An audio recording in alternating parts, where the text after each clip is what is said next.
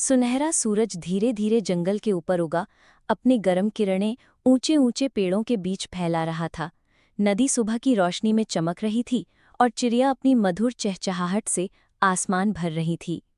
एक विशाल ओक के पेड़ के नीचे एक हिरनी ने ग्रेसफुली अपने शरीर को खींचा, जबकि उसका छोटा बच्चा उसके पास शांति से सो रहा था। उसकी हल्की सांसें चारों ओर सुकून बिखेर रही थीं। कुछ ही देर में बच्चा जाग गया और उसमें खेलकूद की ऊर्जा भर गई। वो मैदान में कूद पड़ा, उड़ती तितलियों के पीछे भागते हुए। उसके छोटे छोटे खुर घास पर ताल की तरह बज रहे थे, मानो वो अपनी खुशी नाचकर दिखा रहा हो। पास ही माँ हिरनी खड़ी थी, उसकी कोमल आंखों में प्यार और गर्व झलक रहा था। नदी के किनारे माँ हिरनी झुककर ठंडा और चमकता पानी पीने लगी। बच्चा भी उसे नकल करने लगा, लेकिन उसने अपने छोटे खुरों से पानी में छींटे उड़ा दी, जिससे लहरें दूर तक फैल गईं। माँ ने उसे धीरे से नाक से धक्का दिया, मानो प्यार से उसे सिखा रही हो। अचानक जंगल एकदम शांत हो गया। झाड़ियों में सरसराहट हुई और पेड़ों के बीच एक साया हिला। बच्चा डर से कांप गया और पीछे हट गया। अंधेरे से एक लोमड़ी बाहर आई। छोटा बच्चा अपनी माँ के पीछे छिप गया।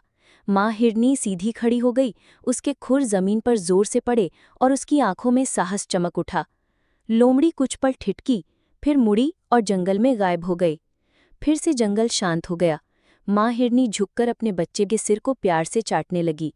बच्चा उसे सटकर खड़ा हो गया, सुरक्षित और सुकून में।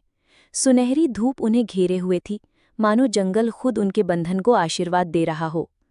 शाम होते होते आसमान नारंगी और गुलाबी रंगों से रंग गया। माँ और बच्चा साथ साथ जंगल के रास्ते पर टहल रहे थे। बच्चा जम्हाई रह रहा था, दिन भर की मस्ती से थक चुका था। माँ ने अपना गला झुकाकर उसे सुरक्षा में लपेट लिया और वे दोनों घर की ओर बढ़ गए। रात ने जल्द ही जंगल को तारों और चांदनी से ढक दिया। घास के ऊपर जुगनू हल्की रोशनी में नाच रहे थे।